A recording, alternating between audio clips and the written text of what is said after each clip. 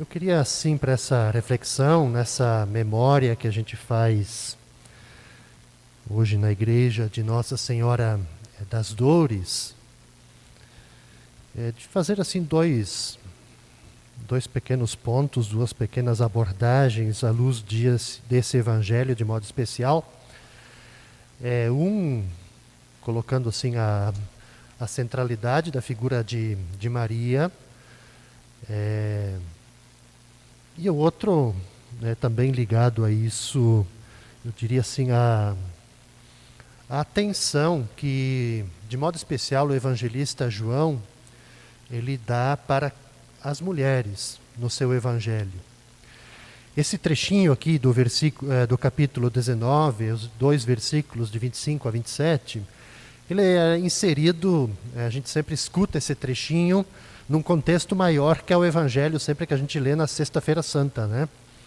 Ele vamos assim, é extraído daquele trecho da crucificação de Jesus, né? Da sua paixão e morte. Eu queria assim contextualizar essa memória de hoje, que ela é importante. Eu diria assim, para a gente refletir também sobre os sofrimentos pelos quais nós passamos, os sofrimentos pelas quais a humanidade passa, as dores,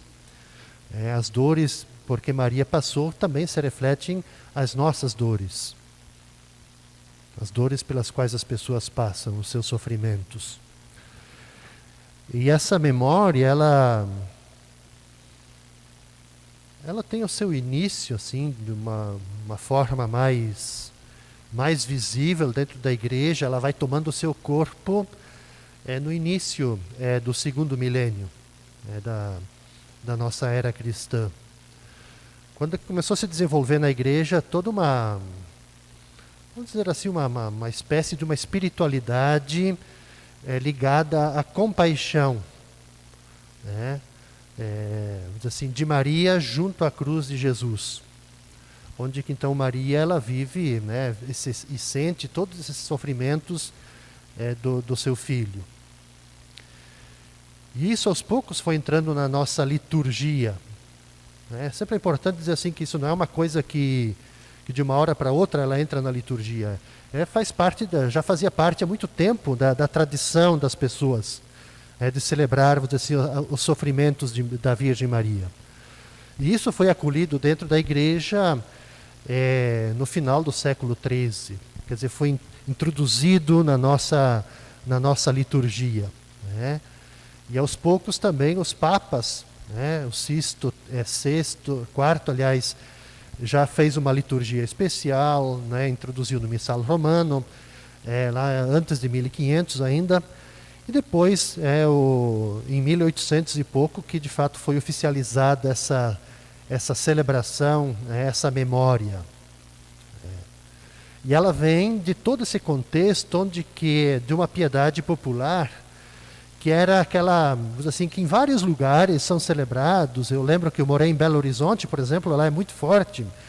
Se celebrar, assim, a Mãe Dolorosa, né?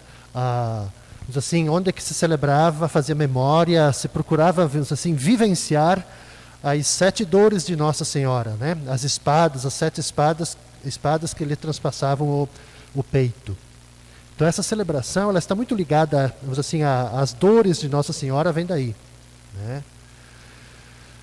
Veja que quando a gente celebra essa memória, eu gosto, assim, sempre gosto de fazer essa retomada para dizer assim que nós vivemos num contexto que talvez falte para nós, para a imensa maioria, falta compaixão. A gente vive num contexto de ausência, de compaixão entre as pessoas. E essa memória de hoje, ela de fato ela nos ensina, assim, eu diria assim, nos ensina a viver uma compaixão verdadeira e uma compaixão, assim, que tem sentido, uma compaixão consistente. Nessa perspectiva que nos mostra Maria que sofre por Jesus, mas também sofre com Ele. Por e com. Né? E por sua vez, a gente pode dizer assim que Jesus, né, assim, a paixão do próprio Cristo, a paixão de Jesus também, assim, é essa participação no nosso próprio sofrimento. No sentido de dizer assim que é uma compaixão solidária conosco, com cada um de nós. Né? Veja que na primeira a leitura que foi feita, a carta aos Hebreus, ela já faz assim, já faz a gente enxergar, vamos dizer assim, os sentimentos de Jesus na sua paixão, né? Ele começa já narrando o primeiro versículo da leitura de hoje, dizendo que exatamente nos dias de sua vida terrena, apresentou orações e súplicas àquele que o podia salvar da morte. No sentido de dizer assim que a compaixão, a paixão de Jesus, ela como que ela foi, assim, ela foi impressa no coração da mãe, né, de Maria. Que o clamor, que as lágrimas de Jesus, né, do Filho, fizeram Maria sofrer de uma forma assim muito, muito forte, uma forma atroz. Né? E eu diria assim, como Jesus, e talvez até mais do que o próprio Jesus, Maria desejava que a morte se afastasse, né, e que o filho fosse salvo, que ele pudesse continuar vivendo. Mas ao mesmo tempo, e aqui eu acho que nós temos que prestar bastante atenção nessa espiritualidade, no sentido de que Maria, ela vai nos mostrar exatamente, assim, que ela se une à piedade de Jesus, ela se submete, como ele, à vontade de Deus. Mas o que eu quero chamar a atenção aqui, que nós temos que ter um cuidado, assim, quando a gente fala submeter à vontade de Deus, não é uma atitude passiva. Quando a gente fala se submeter à vontade de Deus, é exatamente isso. Bom, é essa abertura de coração. Não sem, assim, aquilo que eu falei há pouco, assim, não sem questionar, não sem assim, desejar que a morte se afaste, que o filho continue vivendo. Então não se torna, não significa uma atitude passiva de submissão, mas acolher isso. Acolher. Então, assim, nós podemos dizer exatamente que a compaixão de Maria, ela é muito verdadeira. Porque exatamente o que ela carrega realmente sobre si, né, esse sofrimento do filho, o sofrimento de Jesus. E aceitou, né, então por isso que eu digo, não se trata aqui de passividade diante da morte, diante do sofrimento, né, aceitou a vontade de Deus, entendeu que isso era, assim, o plano de Deus. Então, numa atitude de obediência que, assim, é capaz de vencer o sofrimento. Né? Agora, isso nos faz, assim, a gente também refletir que nem sempre, assim, no nosso caso,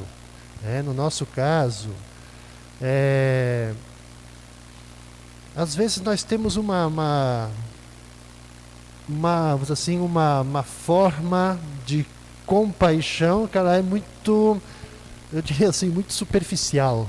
Quer dizer, acabamos não tendo essa fé de Maria. Nessa perspectiva que nós nem sempre vemos no sofrimento dos outros a vontade de Deus. E claro que isso está certo. Está certo.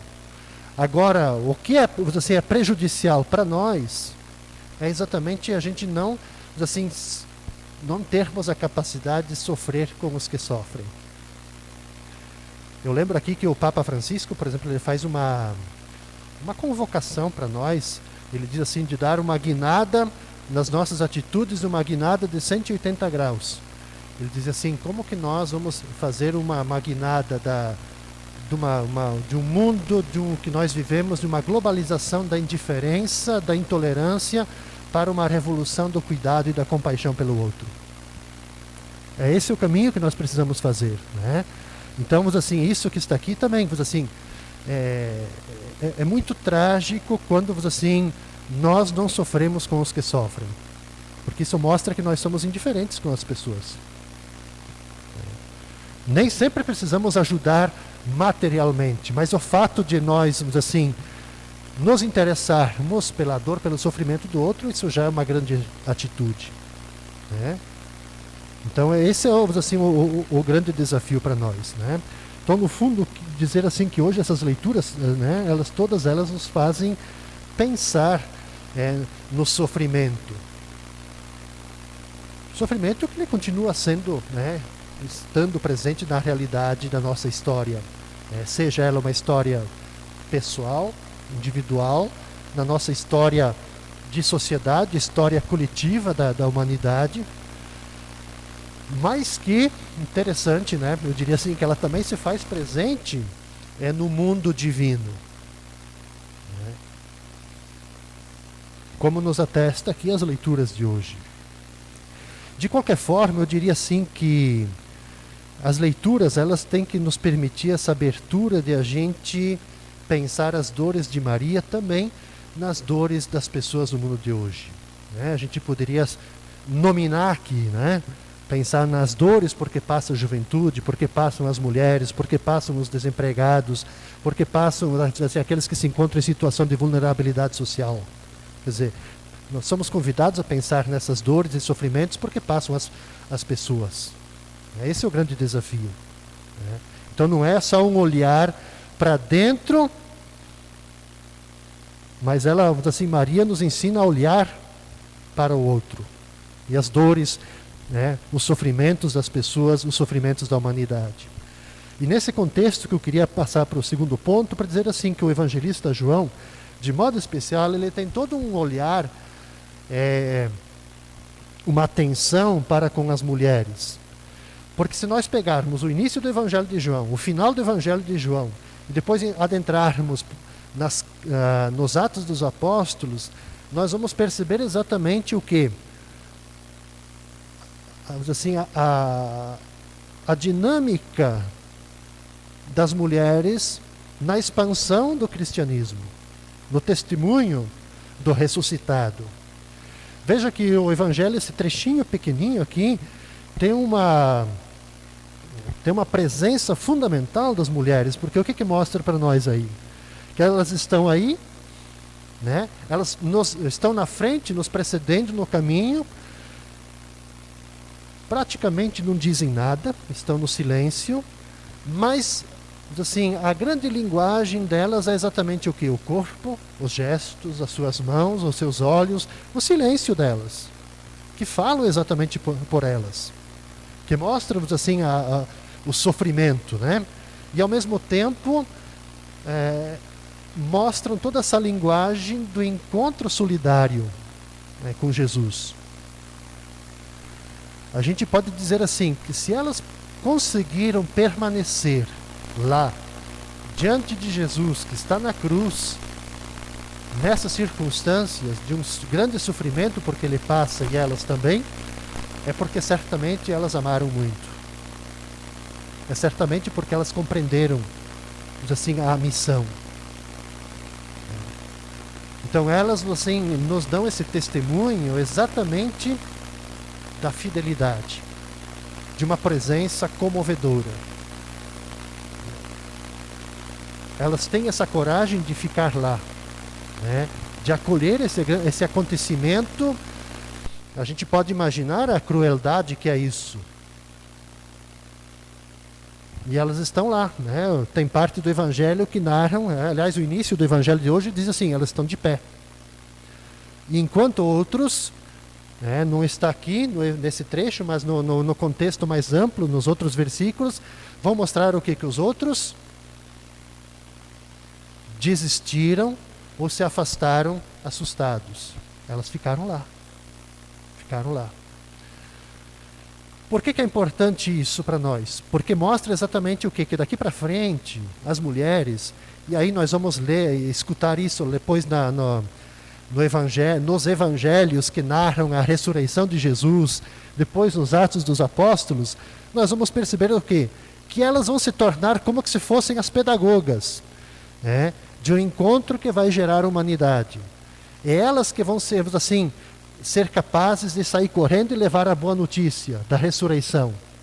São elas que vão, assim, que vão ter capacidade de estender as mãos para os mais necessitados, com o mesmo desejo com que Jesus as estendeu, para exatamente tocar de uma forma voluntária aquelas pessoas que estão doentes, no sentido das pessoas necessitadas, como que se fosse, eu diria assim,